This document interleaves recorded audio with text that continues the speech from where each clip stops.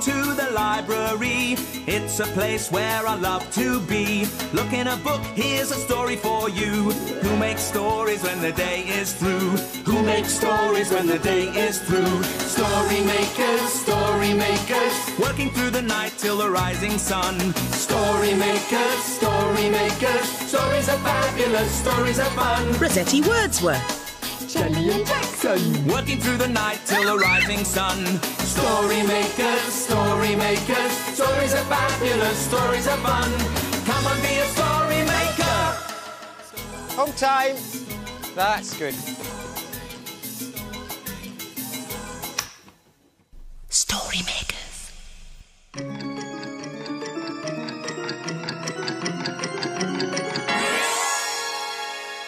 Story makers.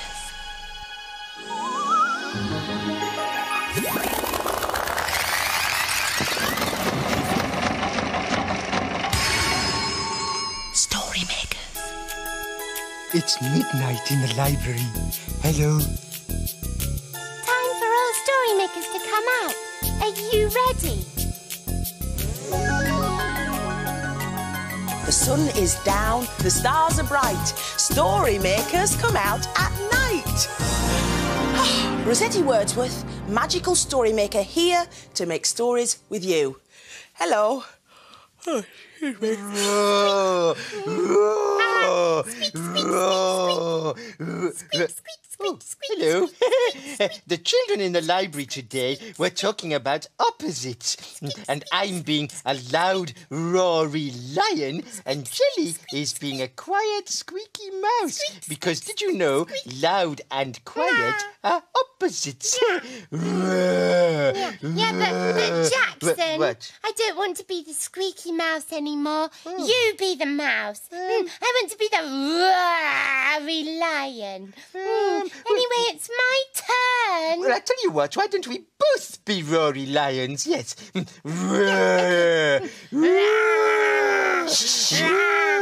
Stop, Jackson. I can hear something. Oh, Listen. Rossetti. Hi, Rossetti. Hi, Rosetti's teddy. Rossetti, why are you wearing slip-slops? I'm wearing my sluppers because I'm feeling sleepy. It's slippers, not slippers. And anyway, it's time to be wide awake, not sleepy. Because Rossetti, story makers come out at night. Yeah. Yes, I'm quite aware of that, my little pink prince. But can I help it if I'm feeling tired? But it's time to make stories. But could you... Would you mind stop jumping and wriggling? I'm feeling quite giddy. We're really noisy. And I'm really quiet. We're feeling wide awake. And I'm feeling tired. We're really fast. And I'm really slow. Oh, It's an upside-downy, inside-outy opposites night in the library tonight. It's an upside-downy, inside-outy opposites night in the library tonight. Rossetti, perhaps you need to eat something. That might keep you awake. Oh, good idea, Green Bean. Hey, have a look in my pocket. I'm sure there must be something tasty in there.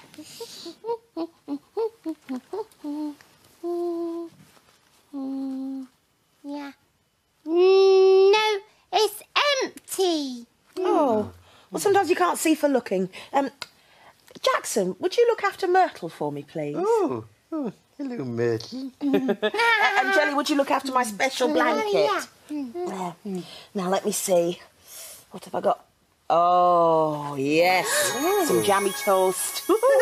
And, oh, my favourite, a Nabana. Now, what else do you have in the morning? Oh, now, I definitely need a cup of tea. Oh, yes, you have to have tea in the mornings. And I drink out of a mug. Wow, Rosetti's pocket was really full. But... full and empty are opposites, aren't they, Rossetti? Yes, they are, yes. Yeah. Rossetti, would you like Jackson and me to make you an opposite story while you're eating your toast? Oh, that would be lovely, thank you. Yeah. Come on, Myrtle, have your breakfast. Come on, Jackson. Now then, you know what we need to make a story, don't you? But Jackson, what should we put in the story machine? Oops. Rossetti, what should we put in the machine? Oh, a slipper. Okay. We need your help with imagination.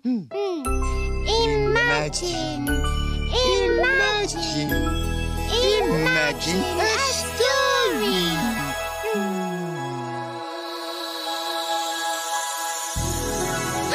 It's a playbook. And it's called Opposites. Perfect. When Ethan woke up one morning, he opened his eyes and looked, just as he always did, at his twin brother, Zach. Instead of a head at the top of the bed, Ethan saw Zach's feet.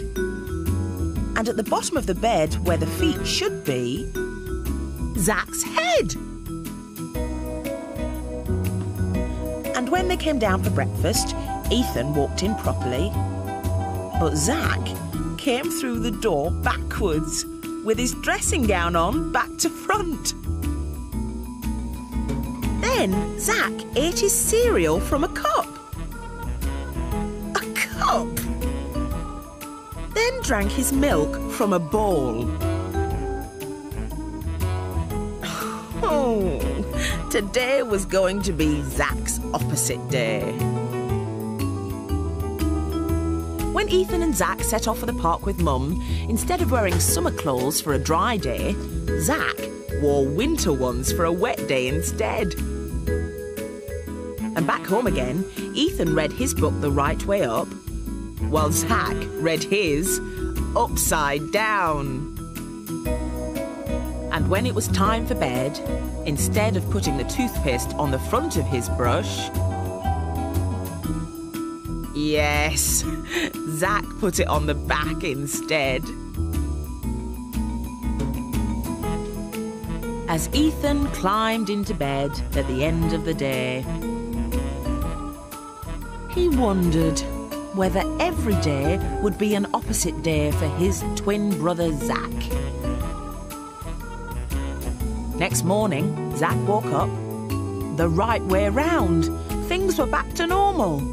Zach looked across at Ethan, and guess what?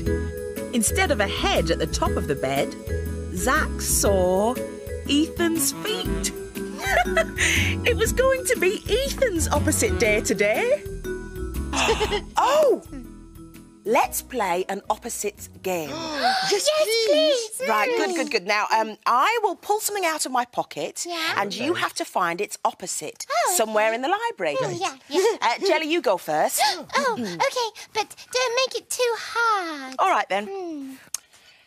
Oh, it's the sun. The sun. Well, the opposite of the sun is, oh, I know. Yeah, moon. Yeah. The opposite of sun is the moon. Moony, moon. Yeah. Right, the last one. So the two of you can do it together. All right? Yeah. Now then, let's see. Oh. It's an elephant. Elephants are big, but this one isn't. Oh, because it's not real, Jelly. No, I couldn't fit a real elephant in my pocket. So you have to imagine that this is big. All right? Now, what's the opposite of big? I know. Look. Oh, yes. So the opposite of big is Small, tiny, little. like this tiny, shiny thing we found. oh, it's a marble. Yeah. We found it on the floor. Yeah. Shall we put it in the story machine to make another opposite story? Oh, of course you can.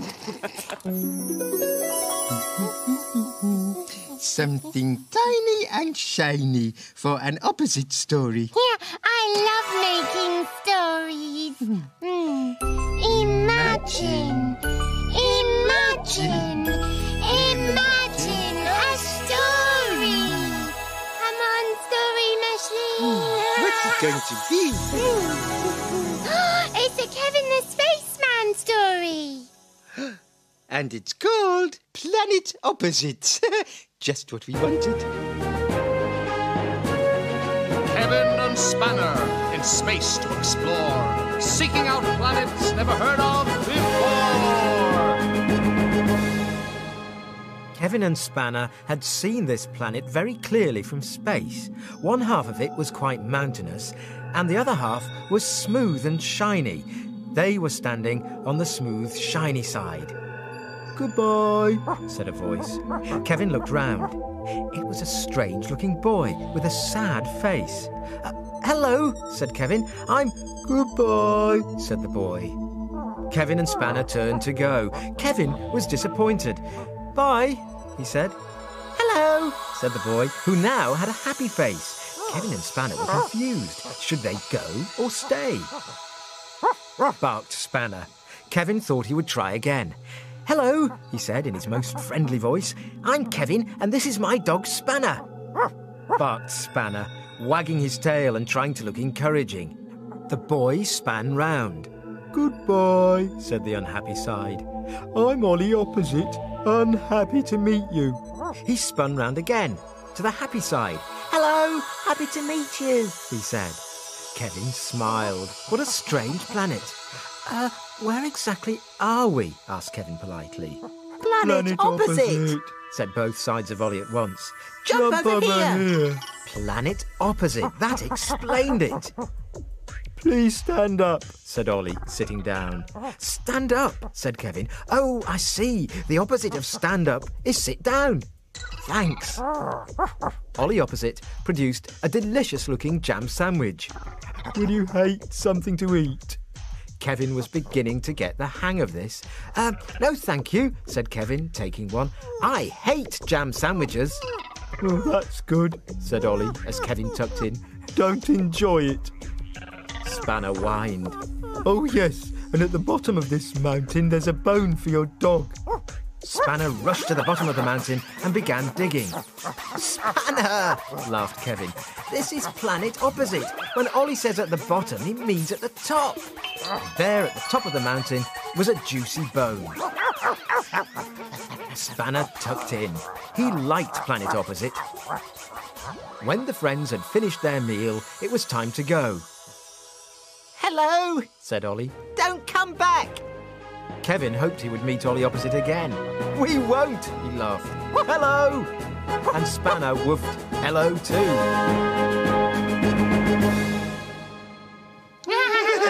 That was a great story. Wasn't it, Jelly? No, it wasn't. Oh, well, I thought it was good. Look at these lovely opposite pictures. Oh, yeah. The children were very busy today. Shall we try and work out what the opposites are? Oh, yes. No. I think Jelly's in a bit of a funny mood. I think she's being Ollie Opposite. Oh, I see. Well, look at this picture. It is day and night. Yes, day and night are opposites. Yeah. And look, here's a sad face. And here's a happy face. Oh, no, stop being Ollie Opposite now, Jelly. You're making me muddled. Yes, sad and happy are opposites too. Oh, what about this one? Wow, that girl is like a giant. She's really tall. She's a big girl, isn't she? Yeah. Imagine a giant as tall as the trees with great big knobbly knees. Are you ready? Imagine a story. Oh, what will it be? Aha, it's a blue cow story. Blue cow and the giant. Sounds like a bit of a tall story to me. In a field not far away is a herd of cows grazing quietly. One of the cows is most unusual. Blue Cow wonders about the big world beyond her field. One day, Blue Cow was looking at the tops of the trees. I wonder what it would be like to be tall as a tree. She's off again, said the other cows. So Blue Cow caught the bus that stops beside her field. I'd like a return ticket to a place where people are very tall, please. There you go, madam. Hold very tight. And they set off for a place where giants live.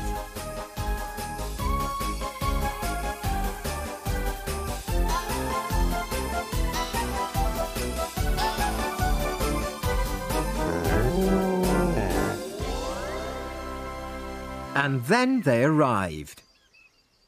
When Blue Cow got off the bus, she saw an enormous pair of shoes. She could hardly believe her eyes. Each shoe was the same size as Blue Cow. Hello. Blue Cow looked up and saw the largest girl she'd ever seen. She was as tall as the trees. Her hair streamed down like spaghetti, and she had a big smiley face. I'm Valerie, said the giant. Do you want to play hide and seek? Hello, I'm Blue Cow. I'd love to play. You hide first and I'll count to 10. 1, 2... Blue Cow counted as Valerie crashed around looking for a hiding place. 10. Coming! Shouted Blue Cow, and she opened her eyes. To be honest, Valerie was so large it was very easy to see where she was hiding. There you are, cried Blue Cow. behind the tree. People always find me because I'm so tall. I'd like to be tall. Well, that's easily done. Here we go. And Valerie lifted Blue Cow up and placed her on top of the tree.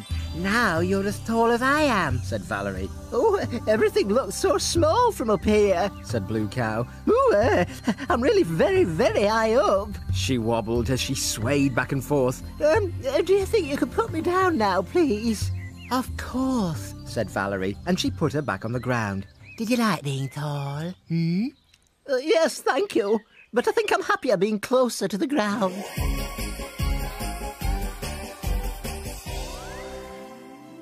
You'll never guess where I've been. Where have you been? I have been and met a giant. Everyone knows there aren't such things as giants. But we know there are, don't we? I'd like to be treetop tall for a while. Yeah. Well, what's the opposite of tall? The opposite of tall is short, Jelly. Oh. Oh, and it seems that time is getting short too. I don't know about you, Jelly, but I'm feeling a bit tired. Oh, yeah, me too. That's funny because I feel wide awake. Oh, but look. Oh. The sun is unsleeping its beams. All story makers must be hidden away before it wakes. The children will be here soon. Yeah. Dawn is upon us. The morning is nigh. We've made our stories and we bid you goodbye. Story makers, working through the night till the rising sun. Story makers, Come back story soon. makers. Stories are fabulous, stories are fun. Helping. Bye. Come and make some more stories soon.